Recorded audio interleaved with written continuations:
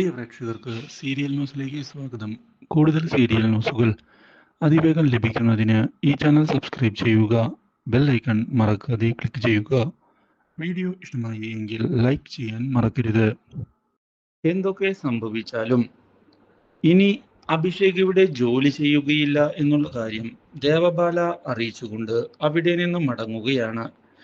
ദേവബാല ഇങ്ങനെയൊരു scene create ചെയ്തതിനെ തുടർന്ന് എന്തു ചെയ്യണം എന്ന ചോദ്യം ബാക്കിയാകുന്നു. ഒരിക്കലും ഇങ്ങനെയൊരു വഴിത്തിരിവ് ഉണ്ടാകുമെന്ന് ആരും തന്നെ വിചാരിച്ചിരുന്നതല്ല. ഈ കാര്യങ്ങൾ ഉടൻ തന്നെ അഭിഷേകിനെ അറിയിക്കണം, ഇല്ലെങ്കിൽ കാര്യങ്ങൾ വഷളാകും എന്ന് മനസ്സിലാക്കുകയും ചെയ്യുന്ന അഭിഷേകിന്റെ സുഹൃത്ത് അവിടെ നിന്ന് പോവുകയാണ്.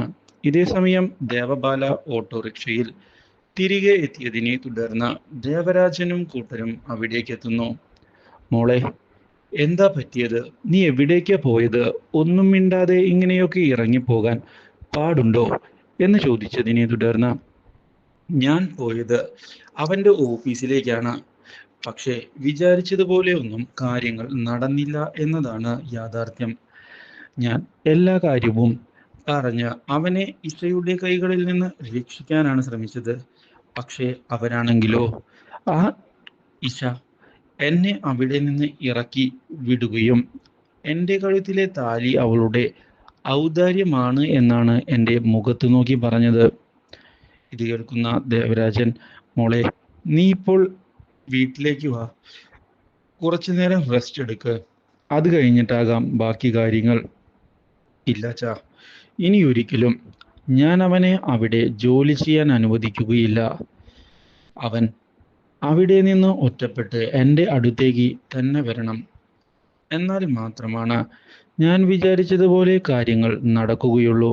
ഇല്ലെങ്കിൽ ഒരിക്കലും അഭിഷേകിനെ സ്വന്തമാക്കാൻ എനിക്ക് സാധിക്കുകയില്ല.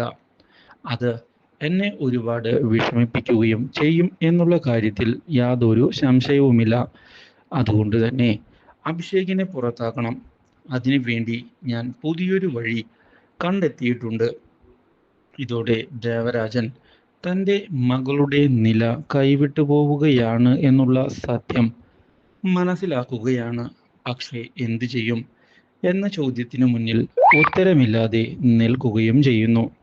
ഇതിനിടയിലാണ് അഭിഷേക് പല്ലവിയെയും കൊണ്ട് പല്ലവിയുടെ വീട്ടിലെത്തുന്നത്. പല്ലവി ഇതോടെ തൻ്റെ മാതാപിതാക്കൾക്ക് അഭിഷേകിനെ പരിചയപ്പെടുത്തി കൊടുക്കുകയും ചെയ്യുന്നു. അന്ന് അപകടമുണ്ടായില്ലേ പപ്പ? അപ്പോൾ എന്നെ രക്ഷിച്ച ആളാണ് ഇത്. അഭിഷേക് എന്നാണ് പേര്. ആണോ? മോൻ എവിടെ വർക്ക് ചെയ്യുന്നു? ഞാൻ ഇവിടെയുള്ള ഒരു കമ്പനിയിലാണ് ജോലി ചെയ്യുന്നത്. പക്ഷേ ആ അപകടത്തിലാണ് ഞങ്ങൾ ശരിക്കും ഒന്ന് പരിചയപ്പെട്ടത്. ഇനി പേടിക്കാനൊന്നുമില്ല, കാര്യങ്ങളെല്ലാം ഞങ്ങൾ കൈകാര്യം ചെയ്യുന്നുണ്ട്. പല്ലവി ധൈര്യമായിരിക്കൂ, ഒരു കുഴപ്പവും ഉണ്ടാവുകയില്ല. ഞാൻ എന്തായാലും ഇറങ്ങട്ടെ. അല്ല മോനെ, എന്തെങ്കിലും കഴിച്ചിട്ട് പോകാം എന്ന് പല്ലവിയുടെ അമ്മ പറയുന്നുവെങ്കിലും അതിനൊക്കെ സമയമുണ്ടല്ലോ, ഞാൻ ഇനിയും വരാം, അപ്പോൾ കാണാമല്ലോ നമുക്ക് എന്ന് പറഞ്ഞ് അവിടെ നിന്ന് പോയിരിക്കുകയാണ് അഭിഷേക്. ഇതിനിടയിലാണ് അഭിഷേകിന്റെ അച്ഛൻ ഈ കാഴ്ച കാണുന്നത്. ഇതോടെ സത്യങ്ങളെല്ലാം തിരിച്ചറിഞ്ഞോ അഭിഷേക്?